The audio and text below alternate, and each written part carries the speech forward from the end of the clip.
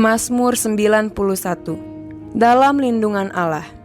Orang yang duduk dalam lindungan yang maha tinggi dan bermalam dalam naungan yang maha kuasa akan berkata kepada Tuhan, tempat perlindunganku dan kubu pertahananku, Allahku yang kupercayai. Sungguh, dialah yang akan melepaskan engkau dari jerat penangkap burung, dari penyakit sampar yang busuk. Dengan kepaknya, ia akan menudungi engkau, di bawah sayapnya engkau akan berlindung. Kesetiaannya ialah perisai dan pagar tembok. Engkau tak usah takut terhadap kedahsyatan malam, terhadap panah yang terbang di waktu siang, terhadap penyakit sampar yang berjalan di dalam gelap, terhadap penyakit menular yang mengamuk di waktu petang. Walau 1.000 orang rebah di sisimu dan 10.000 di sebelah kananmu, tetapi itu tidak akan menimpamu. Engkau hanya menontonnya dengan matamu sendiri dan melihat pembalasan terhadap orang-orang fasik. Sebab Tuhan ialah tempat perlindunganmu, yang maha tinggi telah kau buat tempat perteduhanmu. Malapetaka tidak akan menimpa kamu, dan tulah tidak akan mendekat kepada kemahmu. Sebab malaikat-malaikatnya akan diperintahkannya kepadamu untuk menjaga engkau di segala jalanmu. Mereka akan menatang engkau di atas tangannya, supaya kakimu jangan terantuk kepada batu. Singa dan ular tedung akan kau langkahi, engkau akan menginjak anak singa dan ular naga. Sungguh, hatinya melekat kepadaku, maka aku akan meluputkannya, aku akan membentenginya, sebab ia mengenal namaku. Bila ia berseru kepadaku, aku akan menjawab. Aku akan menyertai dia dalam kesesakan, aku akan meluputkannya dan memuliakannya. Dengan panjang umur akan kukenyangkan dia, dan akan kuperlihatkan kepadanya keselamatan daripadaku. Pentakosta ketiga. 1. Pentakosta ketiga adalah pencurahan Roh Kudus yang sangat dahsyat di zaman ini, melebihi yang terjadi di Azusa Street. 2. Pentakosta ketiga akan mengakibatkan penuaian jiwa yang terbesar dan yang terakhir sebelum Tuhan Yesus datang kembali. 3. Pentakosta ketiga akan membangkitkan generasi Yeremia, yaitu anak-anak muda yang dipenuhi Roh Kudus, cinta mati-matian kepada Tuhan Yesus, tidak kompromi terhadap dosa, dan akan bergerak untuk memenangkan jiwa. 4. Pentakosta ketiga lahir di Indonesia yang bergerak ke bangsa-bangsa. Gerakan ini dari timur ke barat dan akan kembali ke Yerusalem. 5. Pentakosta ketiga akan memberikan kuasa untuk menyelesaikan amanat agung Tuhan Yesus, dan setelah itu Tuhan Yesus datang kembali.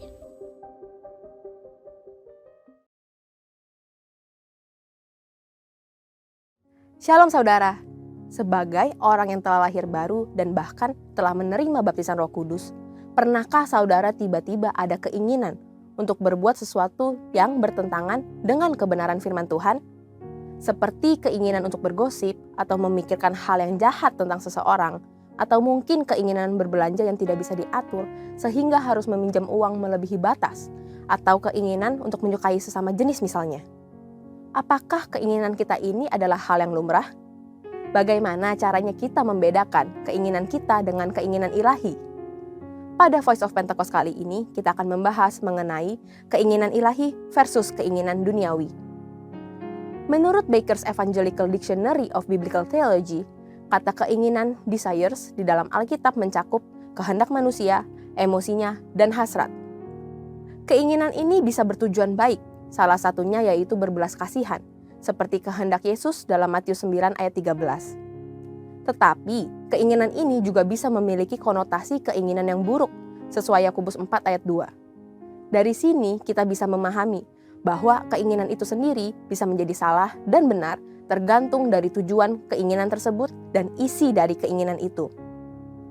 Memang kita sudah diselamatkan Tuhan, dan darah Yesus telah menguduskan kita sekali untuk selamanya.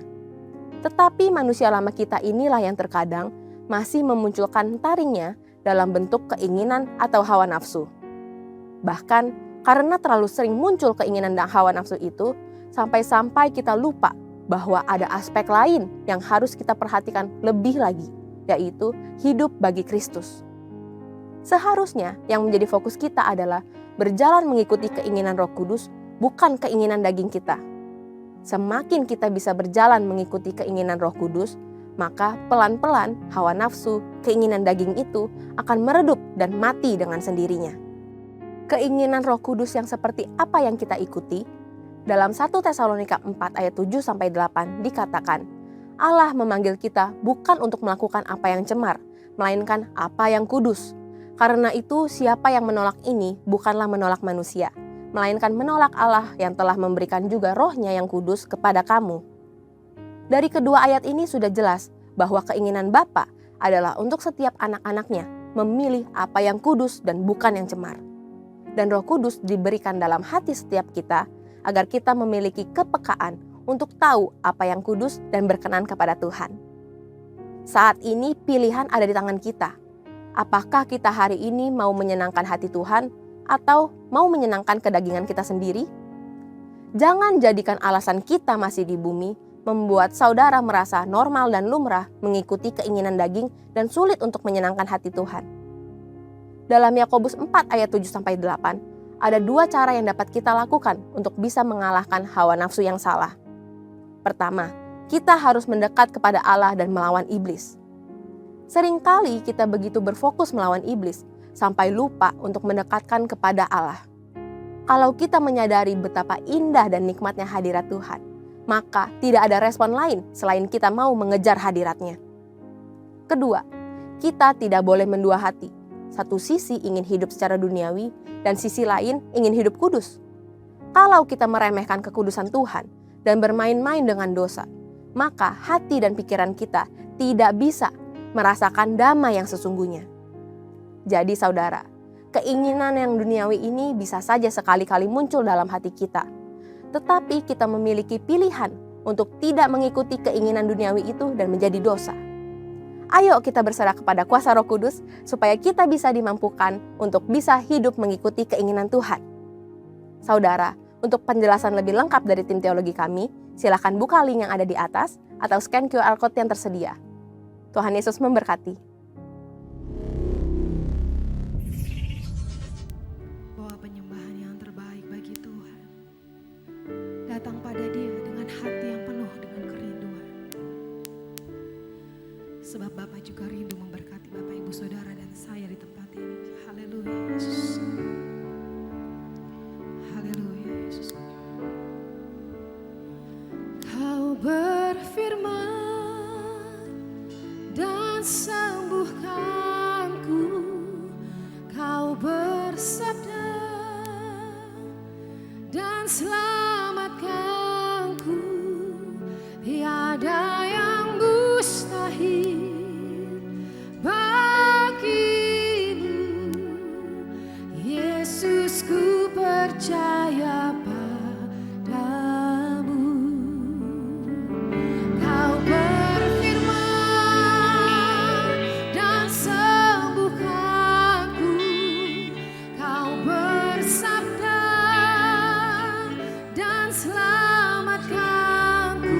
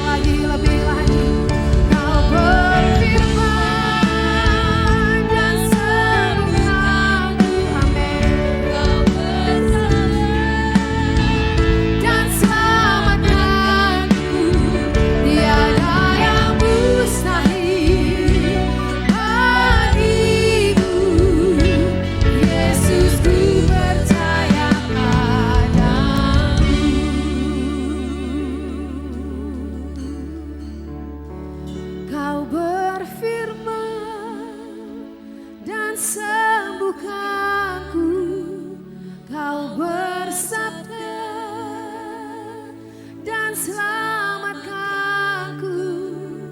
Tiada yang mustahil bagimu,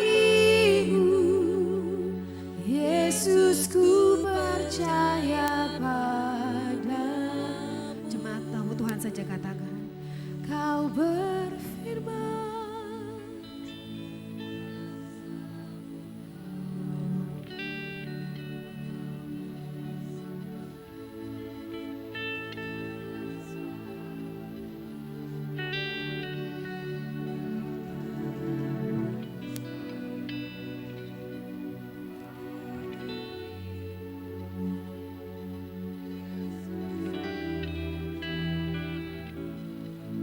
Mari sekali lagi sama-sama katakan, Kau berfirman dan sembuhkanku. Amin. Kau bersabda dan selamatkanku. Tiada yang mustahil bagimu, Yesus, ku percaya pada. Sekali lagi katakan, Kau berfirman dan sembuhkanku. Kau bersabda dan selamatkanku. Tiada yang mustahil bagimu, Yesus, ku percaya padamu. Kita bersembah Tuhan. Sikaralah katakanlah baralah baralah baralah baralah baralah baralah. Syanakanalah bayaralah bayaralah baralah baralah baralah. Haleluya, haleluya. Sungguh tiada yang mustahil bagimu Tuhan.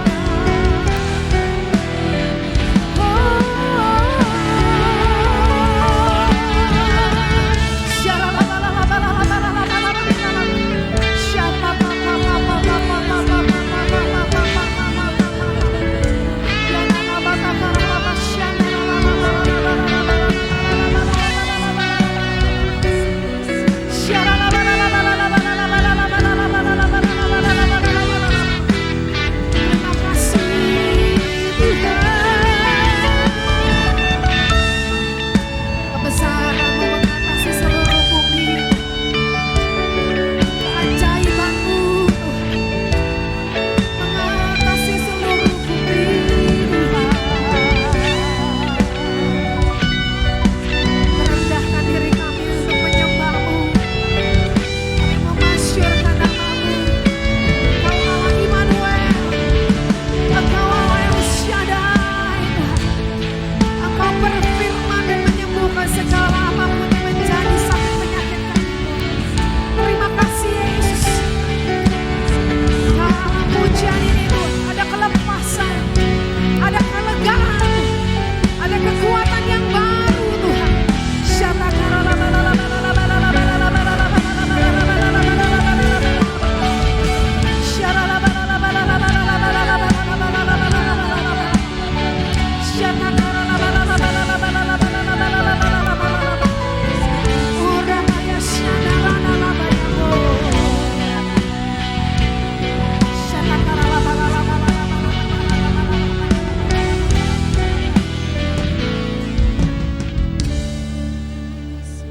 Kau berfirman dan sembuhkanku.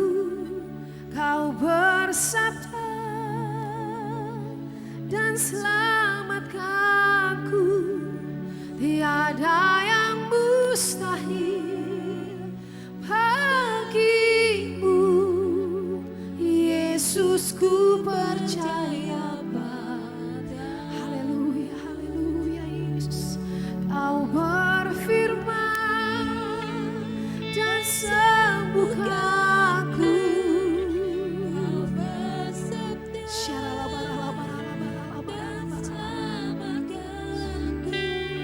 Tiada yang mustahil bagimu,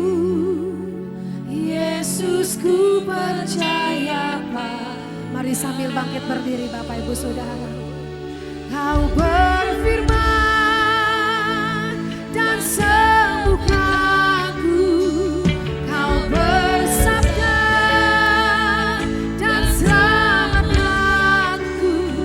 Tiada yang mustahil bagimu.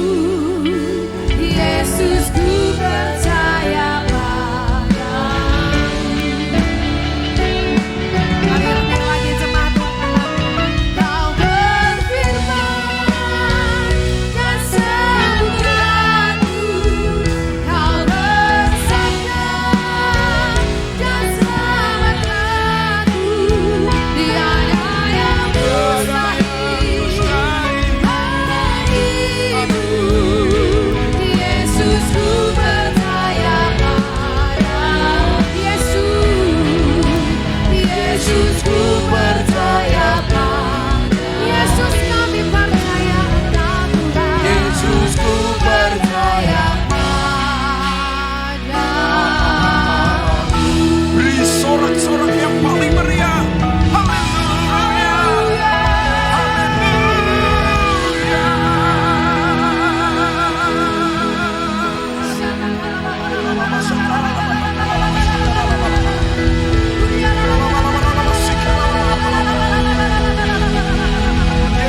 Bagimu pujian, hormat, kemuliaan Tuhan. Kekal selama-lamanya. Glory, haleluya.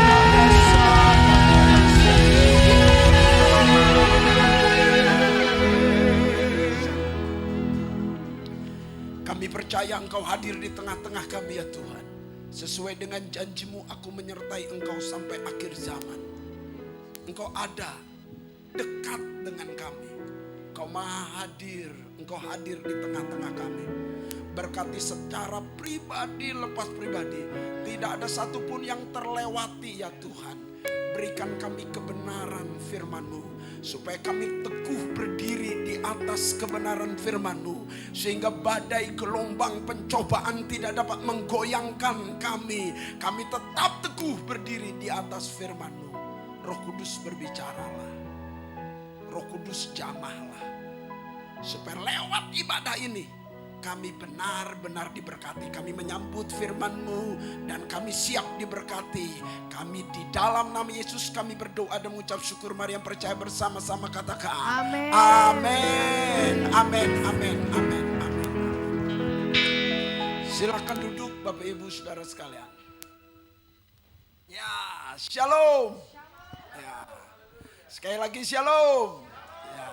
Saya sangat bersuka cita bisa berjumpa dengan Bapak Ibu Saudara sekalian pada saat sore hari ini. Biar kebenaran firman Allah menjadi berkat dalam kehidupan kita. Saya ingin berkenalan singkat dulu. Nama saya Apin Militia Kristi. Militia itu milisi, militer, tentara. Kristi itu Kristus. Jadi Apin tentara Kristus, kurang lebih begitu artinya. Ya. Ya, semua orang punya PIN. Tinggal diberi abjad A. Depannya Apin. Mengingatnya gampang ya. Biasa orang Chinese punya nama begitu memang. Acin, Alin, Acen, Acun, ya. Termasuk Ahok pakai A semua. Ya, saudara-saudara. Saya sudah punya istri, saya punya anak 2. Anak saya yang pertama sedang praktek pelayanan di Tegal, saudara-saudara, karena dia sekolah Alkitab. Dan anak kedua sedang kuliah di Ukrida semester 4. Kegiatan saya tiap hari adalah mengajar, tetapi juga menggembalakan sebuah gereja lokal namanya GBI Kasih di Jakarta Pusat. Ya. Itu sedikit perkenalannya. Kalau kita ketemu di jalan bisa saling menyapa sebab kita satu saudara dalam Tuhan. Katakan amin. Ya. Hari ini kita akan membahas satu kebenaran firman Tuhan yang banyak santer, saudara-saudara. Akhir-akhir ini beredar banyak podcast, saudara-saudara. Video yang mengatakan ada Kristen yang bernama Kristen progresif. Ya. Apakah saya termasuk Kristen progresif gitu ya? Atau saya Kristen sejati? Ya, saudara. Kristen progresif. Dan itu dibahas di mana-mana sekarang. Sebetulnya ajaran tentang Kristen progresif itu sejak zaman Agustinus, Bapak Gereja Agustinus. Kurang lebih abad ke-5 atau ke-6 sudah ada, saudara-saudara. Namun diulang lagi, terus berulang. Ya. Yang penting di sini sebetulnya orang Kristen harus kuat, orang Kristen harus teguh. Ada badai gelombang, ada angin ribut, ada gelombang angin pengajaran, kita tetap kokoh di dalam Tuhan. Katakan amin. Itu harusnya orang Kristen, tetapi kebanyakan malah jadi bingung. Apa saya termasuk orang Kristen progresif, Pak Apin? Apakah saya termasuk orang Kristen yang hidup mendalami firman Allah justru seperti itu? Atau beberapa yang lain berkata, saya bimbang. Terlalu banyak ajaran Kristen, Pak Apin. Terlalu banyak bidat, termasuk banyak sekte, terlalu banyak aliran-aliran. Entah Pentakosta, entah karismatik, entah saudara-saudara yang lain. Terlalu banyak, Pak Apin. Jadi saya bingung. Kenapa saudara bisa bingung? Karena kita tidak seringkali kuat dalam ajaran yang benar. Itu sebabnya hari ini saya akan mengupas kebenaran firman Tuhan dengan tema agak menyeramkan. Waspada terhadap ajaran sesat. Waspada terhadap ajaran sesat. Kalau ajaran benar sih gak usah waspada, memang kita harus benar, saudara-saudara. Tapi ajaran sesat harus waspada. Dan sekarang berkembang hal ini. Saudara-saudara, apa sih ciri ajaran sesat itu? Ya, ciri ajaran sesat. Kita akan membahas dulu 2 Timotius pasal 4 ayat ketiga. 2 Timotius pasal 4 ayat ketiga. Jika berkenan multimedia bisa menampilkan 2 Timotius pasal 4 ayat ketiga. 2 Timotius pasal 4 ayat yang ketiga, ini di depan ada besar, saya akan bacakan. Karena akan datang waktunya, orang tidak dapat lagi menerima ajaran sehat. Orang tidak suka ajaran sehat ya. Sama dengan orang makanan sehat juga gak suka. Ya, makanan berkolesterol malah dicari. Makanan yang bikin sakit jantung malah dicari. Kenapa makanan sehat itu orang gak mau? Sama dengan ajaran sehat. Orang tidak mau. Mereka akan mengumpulkan guru-guru malah. Menurut kehendaknya sendiri. Untuk apa? Memuaskan keinginan telinganya. Ada banyak orang Kristen sekarang bukan ingin memuaskan keinginan Tuhan. Tapi keinginan telinganya. Coba. Bayangkan target hidup kita apa? Ingin menyenangkan Tuhan? Itu yang benar dong. Target kita jadi anak Tuhan ingin menyenangkan Allah, itu benar. Tetapi kenyataan banyak orang ingin memuaskan keinginan dagingnya. Seperti tadi pesan Pentakost tadi. Voice of Pentakost tadi. Ada banyak orang keinginan dagingnya. Keinginan duniawinya. Keinginan telinganya. Keinginan hawa nafsunya. Itu yang dikejar. Maka dipilih guru-guru yang menurut kehendaknya. Jadi tidak menerima ajaran sehat. Saya akan membandingkan antara ajaran sehat dengan ajaran sesat. Ya, hari ini tidak semua tentu kita bahas. Paling tidak ada 5 ciri ajaran sehat dan ajaran sesat. Yang pertama dilihat dari sisi Alkitab. Yang kedua kita lihat dari sisi Allah, doktrin Allah. Doktrin Alkitab, doktrin Allah. Yang ketiga, kita akan lihat dari doktrin keselamatan. Yang keempat, kita akan lihat dari doktrin sorga dan neraka. Yang kelima, kita akan lihat doktrin tentang dosa atau kesucian hidup. Ciri pertama, ajaran sesat selalu menentang Alkitab. Itu. Jadi pendek kata begini ya, kalau kita ingin membedakan mana ajaran benar, mana ajaran sesat, dilihat saja bagaimana orang itu memandang firman Allah, Alkitab. Udah ketahuan pasti. Dia ajaran sesat atau tidak. Sebab kalau ajaran yang sehat, dia menghargai firman Allah. Katakan amin. Firman Allah itu pedoman dalam hidup. Firman itu dasar iman kita. Firman itu petunjuk kehidupan. Firman itu pedoman keselamatan. Firman itu yang menguatkan. Firman itu yang meneguhkan. Firman itu yang memberi hidup. Firman itu adalah Allah sendiri. Jadi kalau menghargai firman itu ajaran benar. Tapi saudara-saudara, ajaran sesat biasanya tidak menghargai otoritas Alkitab. Maka Kristen progresif sebetulnya kata ini tidak tepat. Sebab kalau disebut Kristen progresif, Kristen berarti pengikut Kristus dong. Kalau Kristen pengikut Kristus berarti dia tidak bertentangan dengan Alkitab. Tidak bertentangan tentang doktrin Allah. Tidak bertentangan tentang keselamatan. Tidak bertentangan saudara tentang sorga dan neraka. Tidak bertentangan tentang kesucian atau kehidupan tanpa dikuasai dosa. Seperti itu. Pasti tidak bertentangan. Tetapi kenyataannya yang disebut Kristen progresif ini justru bertentangan. Maka saya tidak menyebutnya Kristen progresif. Saya menyebutnya sekte progresif atau bidat progresif. Bukan Kristen. Sebab kayak saksi Yehova, maka tidak disebut Kristen Yehova. Disebutnya saksi-saksi Yehova. Kenapa? Karena tidak mempercayai Alkitab dengan sungguh-sungguh. Tidak mempercayai Allah dengan sungguh-sungguh, Allah Tritunggal. Tidak mempercayai keselamatan sungguh-sungguh hanya dalam Yesus. Tidak mempercayai sorga dan neraka tuh, saudara-saudara. Dan juga tidak mempercayai kesucian menang atas dosa itu. Mengerikan sekali. Jadi saudara-saudara, ajaran yang sehat itu pasti menghargai firman Allah. Hidup berpatokan pada firman. Katakan amin. Itu dulu yang perlu dipegang.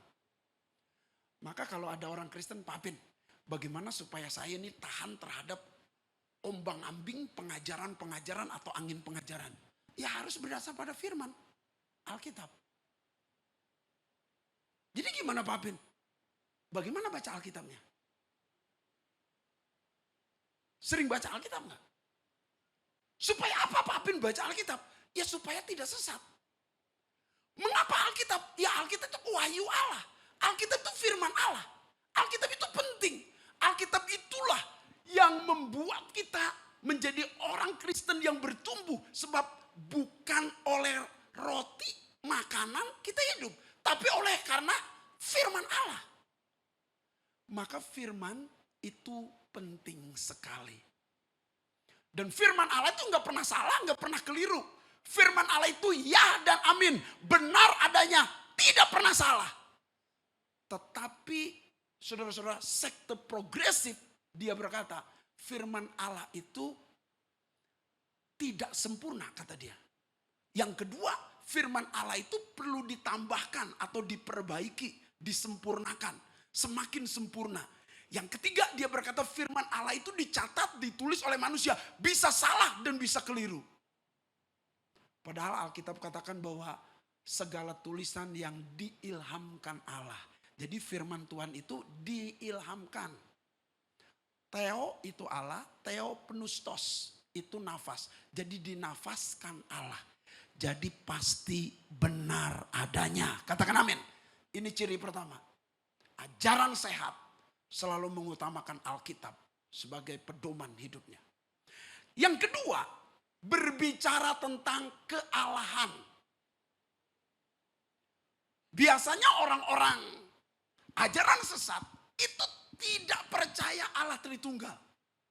Maka mau pendeta itu terkenal atau tidak, pendeta itu hebat atau tidak, pendeta itu saudara populer atau tidak, enggak terlalu penting. Apakah dia mempercayai keilahian Yesus?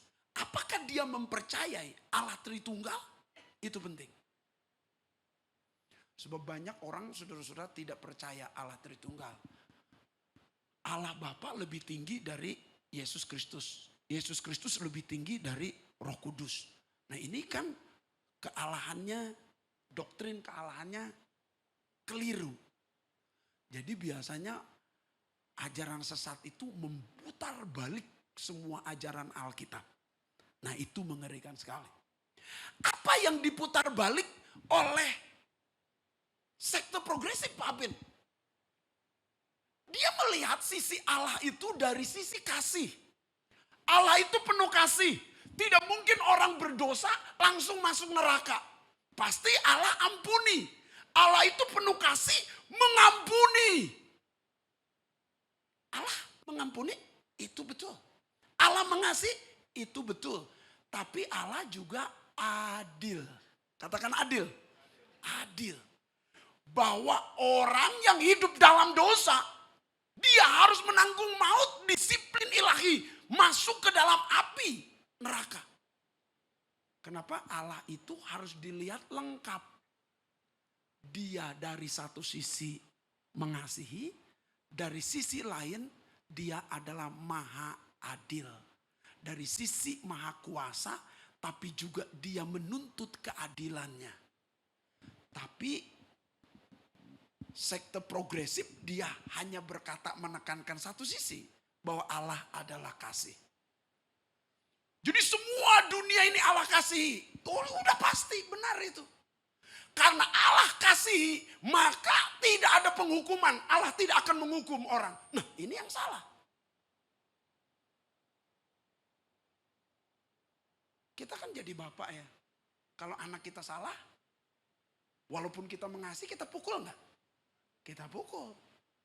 Allah itu seperti itu. Dia bapak. Dia mengasihi betul. Tapi dia juga harus mendisiplin sebuah kesalahan. Seakan-akan ya sekte-sekte yang sesat ini berkata begini.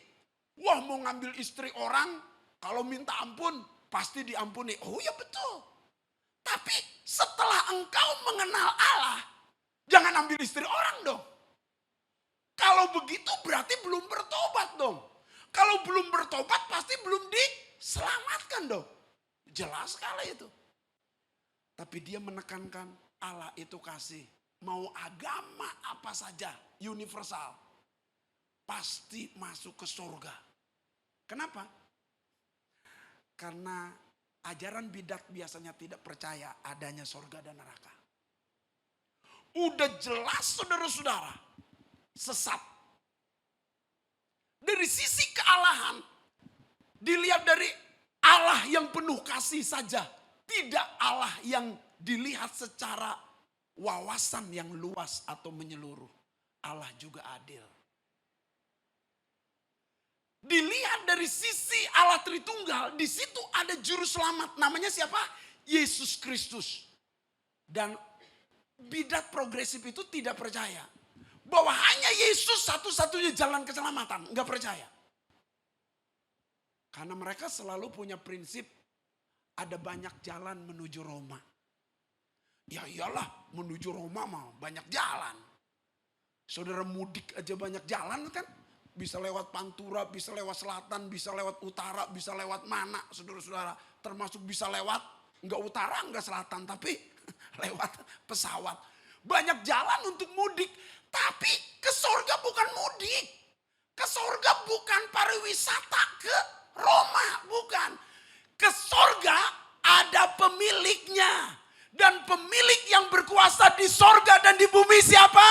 Yesus Kristus. Yang dia berkata kepadaku telah diberikan segala kuasa di sorga dan di bumi. Hanya orang yang kenal Kristus yang pasti masuk ke sorga. Betul nggak? Makanya ciri ajaran sesat selalu berkata begini. Keselamatan itu tidak hanya satu-satunya lewat Yesus. Tapi ajaran yang benar, yang Alkitabiah. Hanya satu juru selamat, yaitu Yesus Kristus. Nah ini harus ditanamkan pada kita semua. Satu-satunya juru selamat hanya Yesus. Katakan amin. Ingat kisah Rasul 4 misalnya ayat 12 berkata, dan di bawah kolong langit ini tidak ada nama lain yang diberikan kepada manusia yang olehnya kita diselamatkan kecuali nama Yesus. Dan dia sendiri yang berkata, akulah jalan dan kebenaran dan hidup, tidak ada seorang pun sampai kepada Bapa kalau tidak melalui aku. Jadi dalam kekristenan jelas keselamatan satu-satunya hanya ada di dalam Yesus Kristus. Itulah ajaran yang benar. Selain itu berarti sedang tidak benar, sesat atau bidat, tidak sehat, ajaran yang salah udah pasti. Itu tentang kealahan. Yang ketiga, saudara-saudara, tentang keselamatan.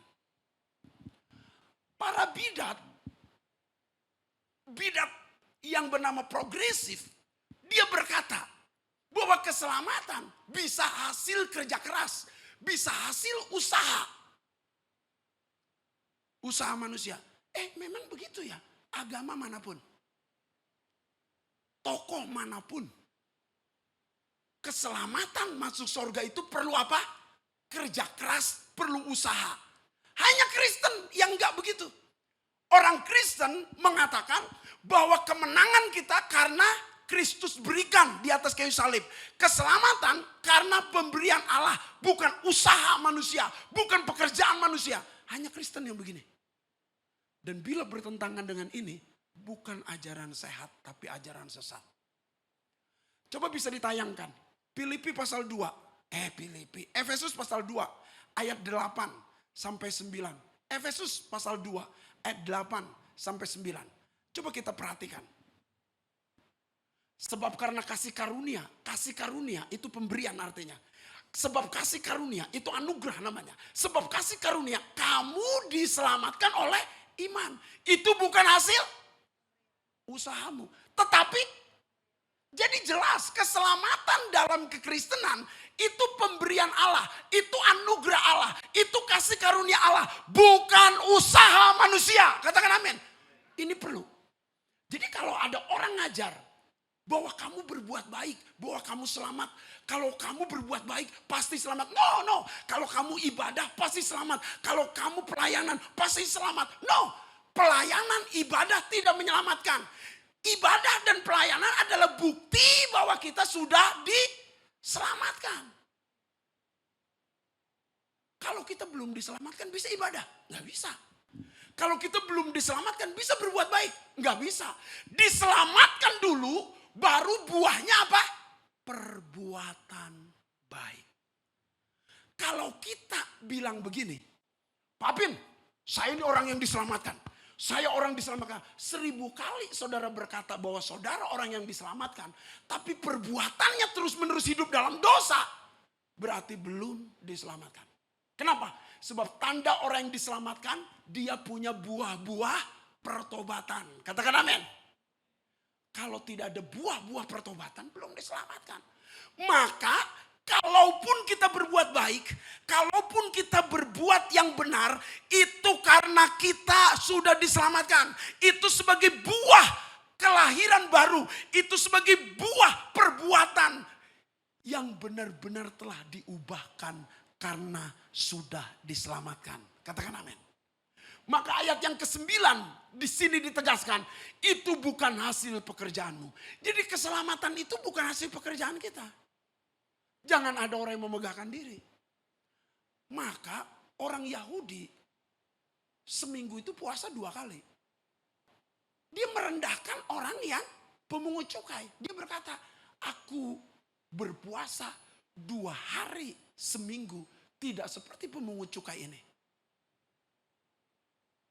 Dia berbuat baik memberi perpuluhan. Aku memberi perpuluhan. Tidak seperti pemungut cukai ini. Waduh, kalau kekristenan kita ya, maaf nih. Kalau kekristenan kita didasarkan pada perbuatan baik kita, maka penjahat di pinggir Tuhan Yesus jelas tidak bisa selamat. Penjahat itu diselamatkan kenapa? Anugerah Allah. Pada hari ini juga engkau bersama-sama dengan aku di Firdaus. Katakan amin. Hari ini juga engkau bersama-sama dengan aku di Firdaus. Sudah berbuat sesuatu? Tidak. Sudah berbuat baik? Tidak. Dia menolong orang lain, memberi perpuluhan? Tidak. Dia beribadah? Tidak. Hanya di situ dia. Tapi dia diselamatkan. Kenapa diselamatkan? Keselamatan adalah anugerah. Pemberian Allah. Kasih karunia. Bukan usaha manusia. Bukan pekerjaan manusia. Jadi jangan ada orang yang memegahkan diri. Maka kalau keselamatan itu hasil pekerjaan kita, jadi orang bangga dengan diri sendiri. Nah itu yang salah. Saudara, itu salah total.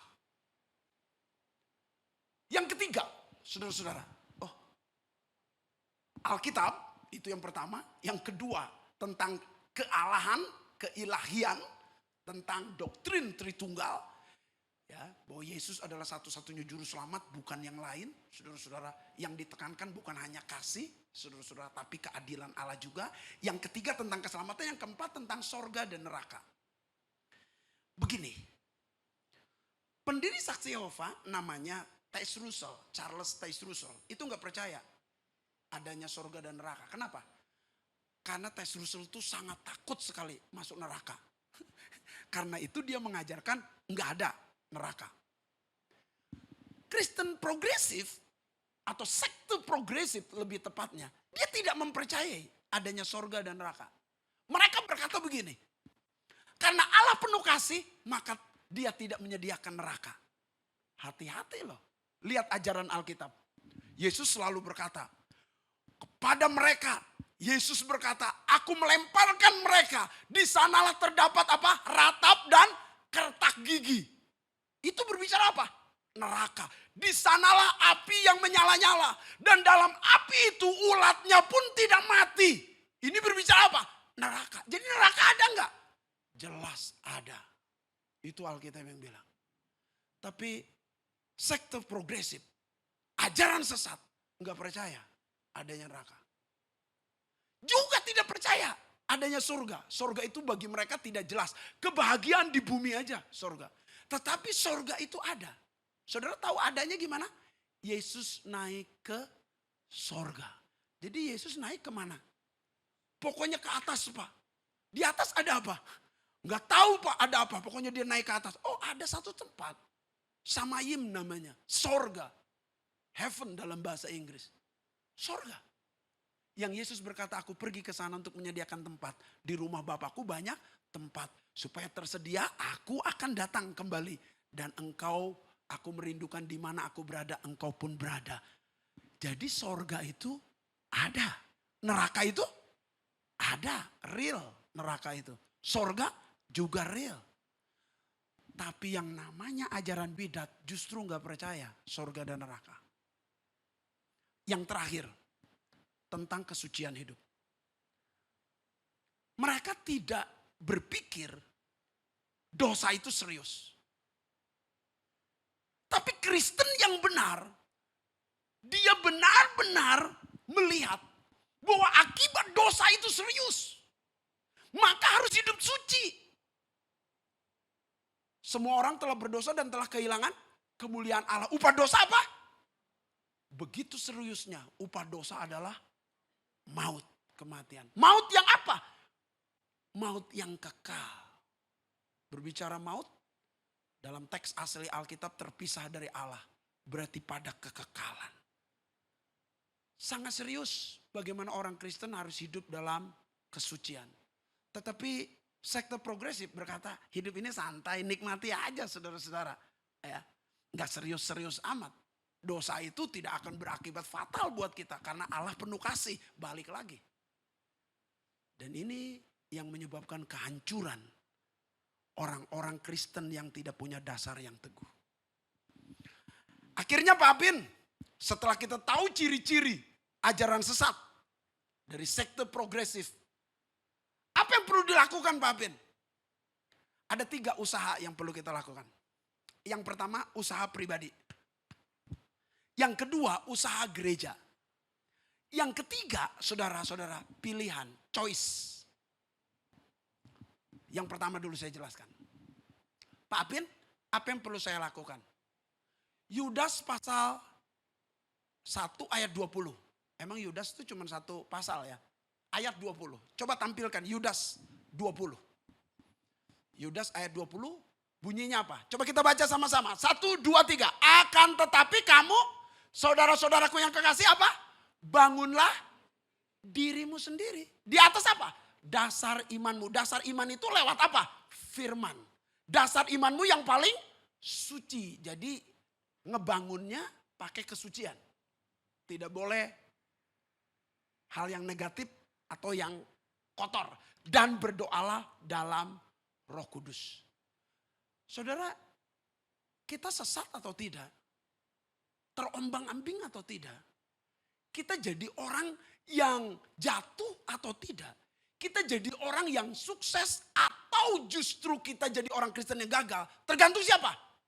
Diri sendiri. Bangunlah dirimu sendiri. Perhatikan. Siapa yang membangun hidup kita? Dirimu sendiri. Mulai hari ini ya, kalau iman kita lemah, jangan salahkan pendeta. Kalau iman kita lemah, jangan salahkan istri atau suami. Kalau iman kita lemah, jangan salahkan ini gara-gara punya anak sih, jadi begini nih. Kalau iman kita lemah, jangan salahkan apalagi RT, RW. Jangan salahkan siapapun. Kenapa? Karena iman bertumbuh atau tidak, iman kuat atau tidak, iman saudara-saudara berbuah atau tidak, iman kokoh atau tidak, tergantung siapa? Tergantung siapa? Diri sendiri. Apakah engkau membangunnya atau tidak? Gimana Pak Apin cara membangun iman?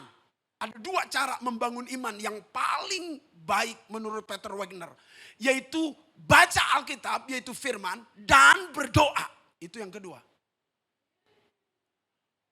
Berbicara baca Alkitab berarti di sana ada 2 sisi. Membaca firman Tuhan atau mendengar firman Allah plus melakukan. Itu membangun iman. Dan yang sisi kedua berdoa dalam Roh Kudus. Itu baru kita membangun diri kita sendiri. Nah masalahnya begini. Ada banyak orang Kristen terlalu sibuk sekarang. Sibuk nonton YouTube. Sibuk apa? Dengan HP-nya. Sibuk dengan gamenya. Sibuk dengan tugas-tugasnya cari duit. Hingga tidak membangun dirinya. Baca Alkitab enggak? Berdoa enggak? Terus ingin iman kuat? Nonsen, enggak bisa. Ini ajaran dasar ini soalnya. Nah Alkitab kita ingin menjadi orang Kristen yang hebat. Tapi melupakan hal dasar. Baca Alkitab, berdoa, baca Alkitab, baca Alkitab, berdoa, baca Alkitab. Kemarin ada generasi kedua dari Choi Yong-gi. Jadi Choi Yong-gi diganti oleh Young Hon Lee. Dr. Young Hon Lee. 1 tahun dia baca Alkitab. 1 tahun dia baca Alkitab 3 kali. Kenapa? Karena dia berkata, dasar iman yang kuat itu Alkitab.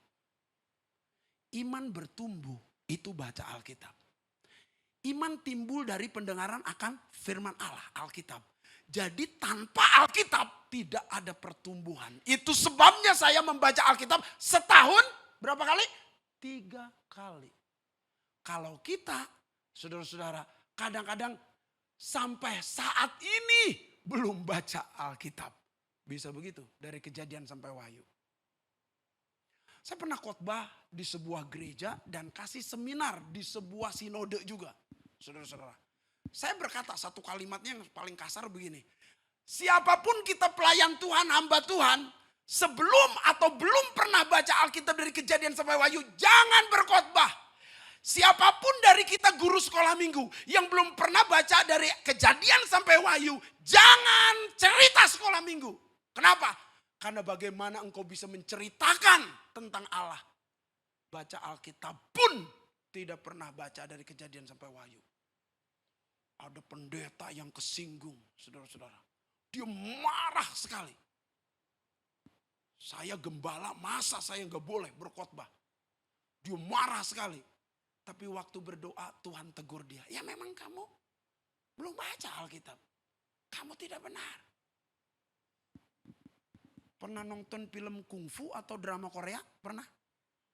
Itu kan ceritanya panjang tuh. Berseri 66 seri. Kita nonton seri pertama udah banyak cerita. So tahu banget. Padahal baru seri pertama. Ngerti nggak sebetulnya? Nggak ngerti. Langsung karena bosan kita langsung seri ke-39 kita nontonnya. Setelah itu so tahu kita. Wow, kita cerita sama orang. Wah, ceritanya begini. Bener nggak dia cerita? Udah jelas salah. Kenapa? Karena loncat nontonnya. Langsung seri 39. Karena dia bosan langsung seri terakhir ke 66. Dia cerita. So tahu nggak dia? Udah pasti so tahu. Dan itulah orang Kristen. Baca kitab Kejadian, udah bangga sekali baca kitab Kejadian. Karena dia bosan baca kitab Imamat, mentok melulu, langsung loncat ke kitab Maleaki 39. Karena di situ ada perpuluhan. Dia baca, saudara-saudara. Setelah itu loncat langsung kitab Wahyu. Kok dunia hancur sih? Katanya. Begitu. Kok kiamat sih? Katanya. Langsung dia so tahu sekali. Saudara, kalau kita jadi pendeta, jadi hamba Tuhan, jadi guru sekolah minggu, jadi pengkhotbah di remaja pemuda, jadi pengkhotbah di WBI, kita hanya membaca Alkitab semau kita, tidak berurutan, kita tidak tahu ceritanya, lalu kita ceritakan begitu. Betapa jahatnya kita di mata Tuhan. Bagaimana punya dasar iman yang teguh? Gak bisa lah, saudara-saudara. Maka perlu baca Alkitab berurutan. Yung Hon Lee itu 1 tahun 3 kali baca Alkitab. Saya pernah ketemu orang dari agama lain. Dia masuk IPG, Institut Pertumbuhan Gereja di Pak Yakub. Saya ngajar angkatan ke-34. Ada 10 dari agama lain yang bertobat. Petinggi-petinggi agama lain bertobat dan dia sekolah IPG. Saya berkata, Bapak jangan khotbah sebelum baca Alkitab. Bapak sebelum bertobat baca Alkitab enggak? Baca Alkitab. 10 kali saya sudah baca Alkitab sebelum bertobat. Bayangkan sebelum jadi Kristen baca Alkitab. 10 kali. Gara-gara baca Alkitab dia bertobat. Kalau kita beda. Gara-gara tidak baca Alkitab kita jadi murtad. Dia gara-gara baca Alkitab bertobat. Saudara-saudara.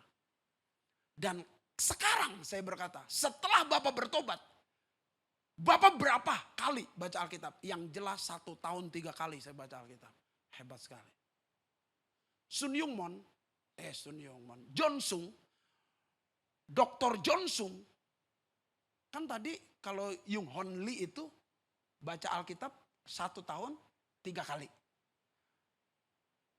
Kalau John Sung beda. Dia 8 bulan, bukan 1 tahun berarti 8 bulan dia baca Alkitab 40 kali. Hebat sekali. Kok bisa Papin baca Alkitab 40 kali? Ya karena dia di penjara. Jadi kerjanya baca Alkitab terus. Di penjara. Kayaknya saudara kalau ingin baca Alkitab tekun harus di penjara dulu kayaknya deh. Tidak harus di penjara kan? Kita harus baca Alkitab kan? Katakan amin. Kita harus baca Alkitab kan? Katakan amin. Supaya timbul iman dan iman kita jadi kokoh. 40 kali lah. Saudara tahu kesaksian dari John Sung, dia berkata begini. 8 bulan di penjara itu mengubah konsep keseluruhan hidupku tentang Allah. Kenapa?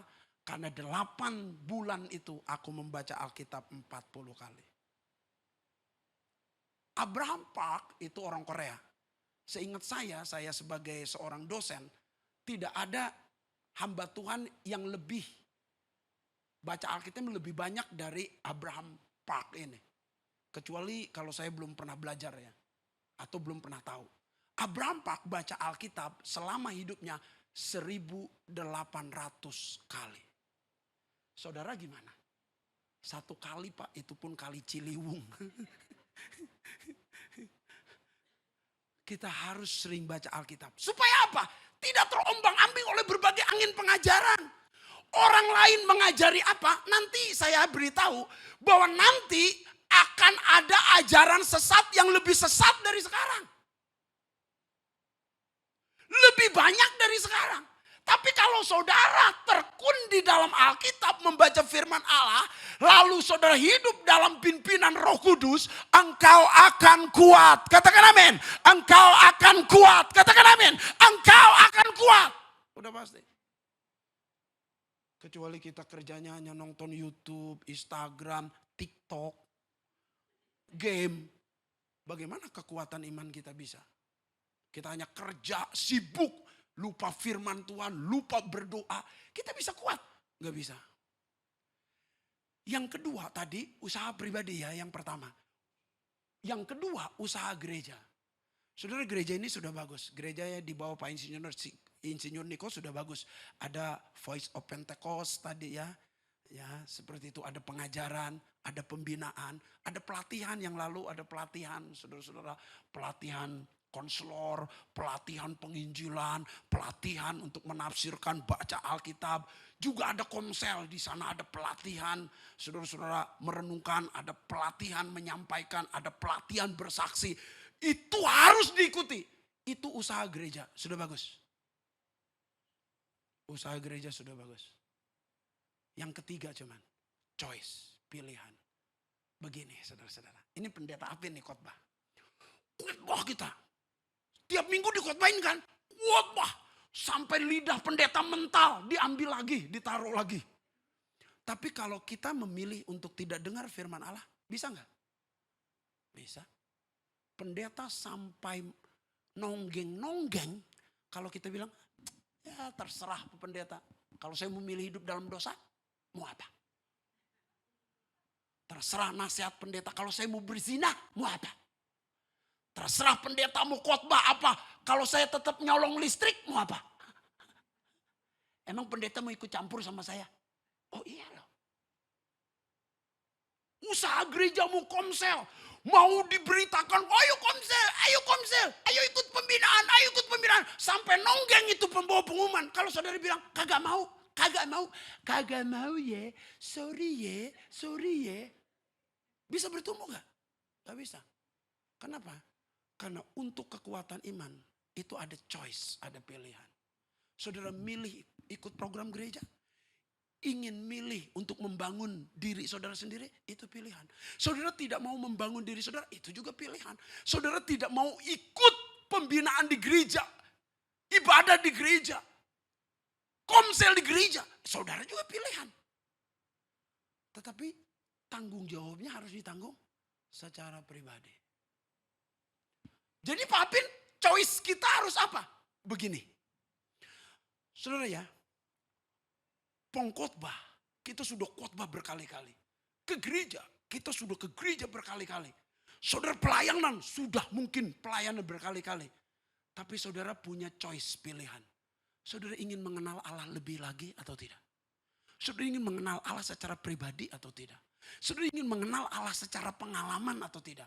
Atau hanya sekedar dengar firman? Dengar firman itu hanya besar kepala.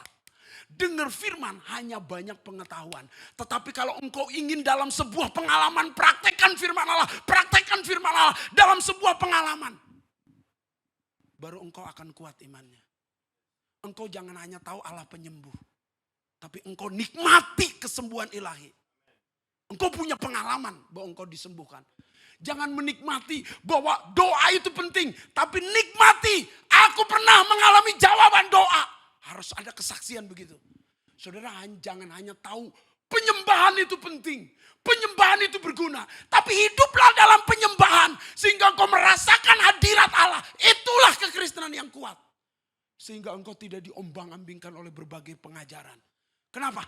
Karena engkau bertemu dengan Tuhan Sang Juru Selamat saudara. Saudara bertemu dengan Allah Bapa yang mencintai saudara. Saudara bertemu dengan penebus saudara. Saudara punya pengalaman. Jadilah orang Kristen yang punya pengalaman. Maka engkau tidak diombang-ambingkan oleh berbagai angin pengajaran. Pilihlah itu. Choice untuk bertumbuh rohanimu terus menerus. Choice bertemu. Pilihlah untuk menjadi orang Kristen yang progresif. Ketemu Tuhan yang sejati. Bukan ajaran yang salah itu. Tapi engkau semakin bertumbuh dalam Tuhan. Katakan amin. Beri kemuliaan bagi Allah kita. Yuk kita berdoa bersama. Kita bangkit berdiri. Pemimpin atau pemain musik silahkan maju ke depan. Kita nyanyikan lagu sederhana. Saudara-saudara. Bapa, sentuh hati kami. Ubah hidup kami. Pendeta kami bisa mendoakan kami, tetapi engkaulah yang bisa mengubah hidup kami. Engkaulah yang bisa menjamah kami. Engkaulah yang bisa menjumpai kami. Supaya kami punya pengalaman-pengalaman bersama dengan engkau. Saya punya pilihan untuk bertumbuh atau mati. Bertumbuh atau stagnan. Saya mau ikut program gereja atau hanya menyenangkan pribadi. Saya ingin dijamah Tuhan hari ini. Bapa, sentuh hati kami, ubah hidup kami menjadi yang baru. Bapa, sentuh hatiku, ubah hidupku menjadi yang baru, bagai emas yang murni. Kau membentuk bejana hatiku. Bapa, ajarku mengerti sebuah kasih yang selalu memberi, bagai air mengalir yang tiada pernah berhenti. Mari serukan, Tuhan sentuh hati kami. Haleluya, haleluya, haleluya. Bapa, sentuh hatiku, ubah hidupku menjadi yang baru, bagai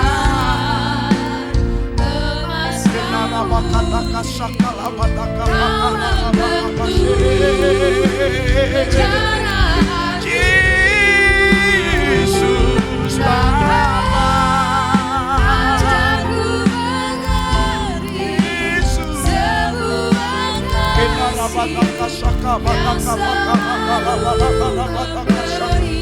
oh bagai air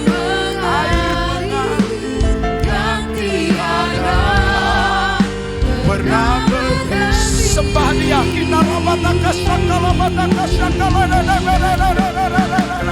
Sentuh hati kami Tuhan.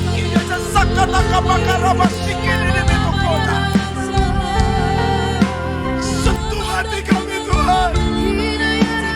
Ubah kami Tuhan, sehingga kami tidak diombang-ambingkan oleh berbagai angin pengacara, supaya kami menjadi orang Kristen yang teguh, kokoh, tidak goyah. Sekalipun badai, angin, gelombang menerpa hidup kami.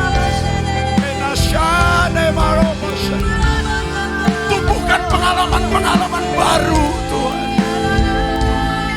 bagai ampas yang murni. Bentuk kami Tuhan.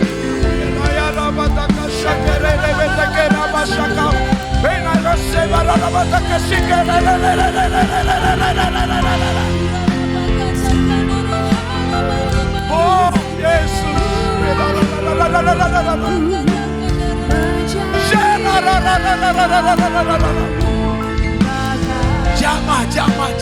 jamah setiap pribadi, jamah setiap pribadi. Yesus, Yesus.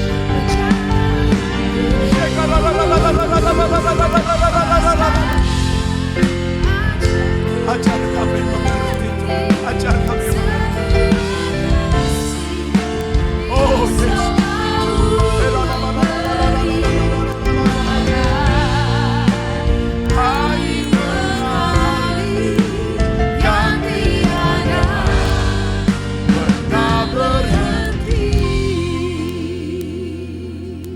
Saudara yang ingin menjadi orang Kristen yang berbeda, ingin menjadi orang Kristen yang bertumbuh, jadi orang Kristen yang kuat, angkat tanganmu, angkat tanganmu. Mulai hari ini komitmen untuk baca Alkitab, komitmen berdoa lebih lagi. Tidak biasa. Terus baca Alkitab, berdoa, bangun dirimu. Ikut gereja, ikut program gereja. Jangan tanggung-tanggung, ikut terjun dalam pelayanan. Supaya saudara bertumbuh, pilih yang benar, pilih yang benar untuk bertumbuh. Ayo bangkit dalam pengalaman baru, bangkit dalam ajaran yang benar di dalam Tuhan. Ini tangan kami terangkat Tuhan, jamah kami ini tangan kami terangkat, urapi kami ini jamah. Tidak ada satupun Tidak ada satupun tanpa komitmen pulang. Semua punya komitmen untuk baca Alkitab, berdoa, komitmen untuk membangun imannya, komitmen untuk hidup dalam roh. Komitmen untuk dukung pelayanan di gereja. Kami punya pilihan hari ini, dan kami memilih untuk bertumbuh. Kami punya pilihan hari ini.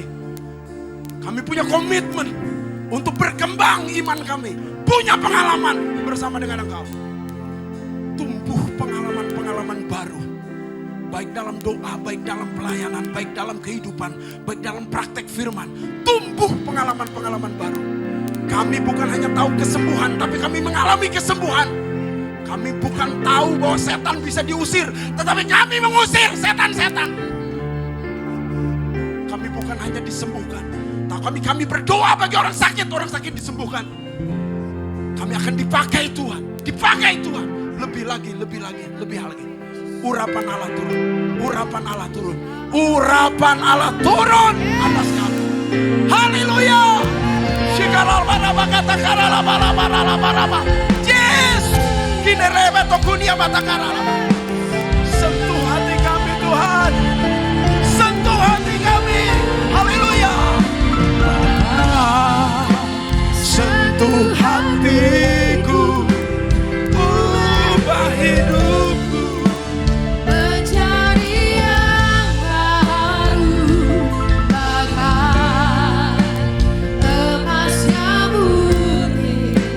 Kau membentuk rencana hatiku.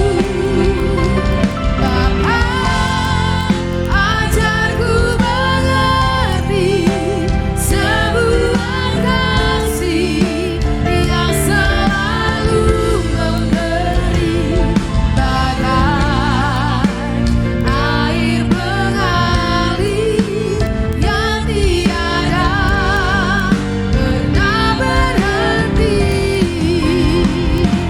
bagai air mengalir yang tiada pernah berhenti. Mari katakan sekali lagi. Bagai air mengalir yang tiada pernah berhenti.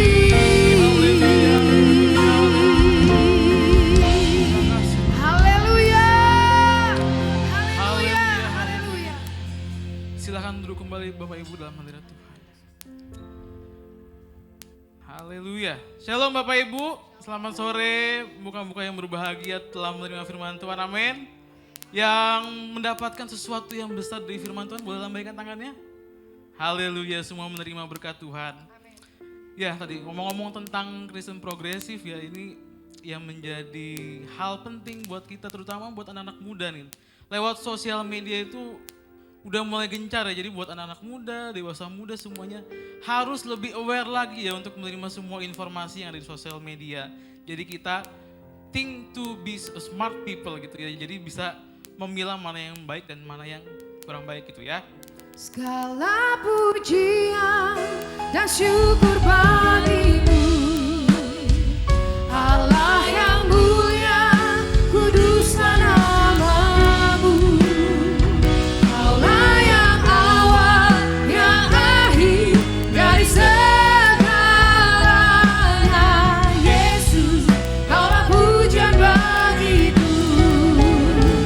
Segala pujian dan syukur bagimu, Allah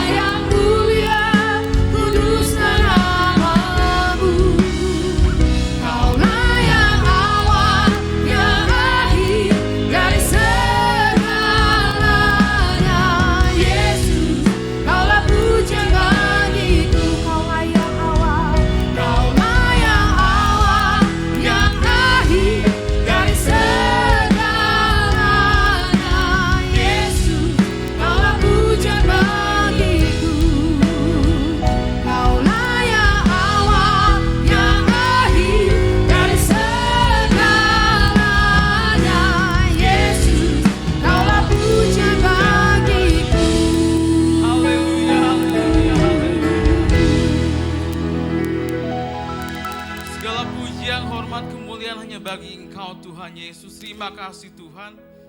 Kami dapat berkumpul bersama-sama mendengar firman-Mu Tuhan. Firman yang luar biasa melewati hamba-Mu, Pendeta Dr. Apit, Militian Christian. Berkati Tuhan Yesus hamba-Mu Tuhan. Kemanapun hamba-Mu Tuhan memberikan firman-Mu Tuhan, Engkau yang menyertai hamba-Mu Tuhan. Kau berkati keluarga besarnya Tuhan. Kau berkati pelayanannya, dimanapun dia melayani Tuhan Yesus ada penyertaan yang sempurna. Terima kasih Bapa, terima kasih Roh Kudus. Biarkan Tuhan hari ini kami menjadi paham bahwa keselamatan itu hanya daripada Engkau. Segala sesuatu itu hanya daripada Engkau Tuhan Yesus. Terima kasih Bapa. Kami juga berdoa untuk jemaat-jemaat-Mu yang hadir Tuhan, yang mencari wajah-Mu, yang mencari Tuhan kerajaan-Mu. Biar Engkau memberkati jemaat-jemaat-Mu yang hadir Tuhan. Berkat yang sama Engkau curahkan atas jemaat-jemaat-Mu Bapa. Terus Engkau sertai Tuhan Yesus kami satu persatu Tuhan. Biar penyertaan-Mu sempurna Tuhan saat kami datang. Kami tidak seperti kami datang dan kami pulang menerima berkat yang luar biasa Tuhan daripada Engkau. Terima kasih Bapa. Mari Bapak Ibu kita angkat persembahan kita. Bapak, kami ingin mempersembahkan yang terbaik Tuhan bagi Engkau Tuhan.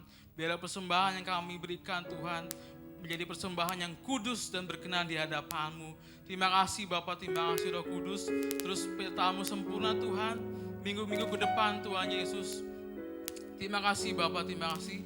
Sebelum kami pulang Tuhan, kami akan menerima berkat melewati hamba.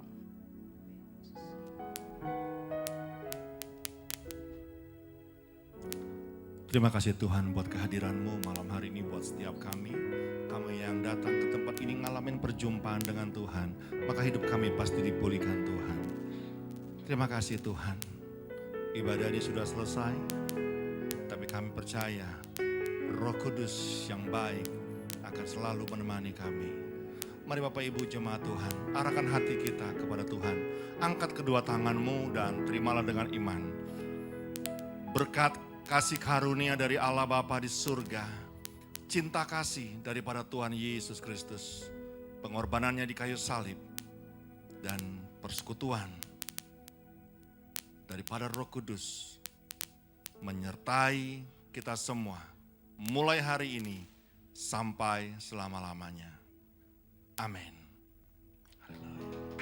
Tuhan Yesus berkati Bapak Ibu semua.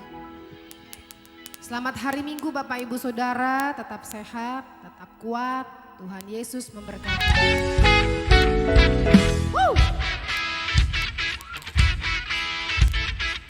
Mari sekali lagi Bapak Ibu Saudara kita mau angkat pujian. Tuhan baik di dalam hidupku, selalu setia di sepanjang hidupku.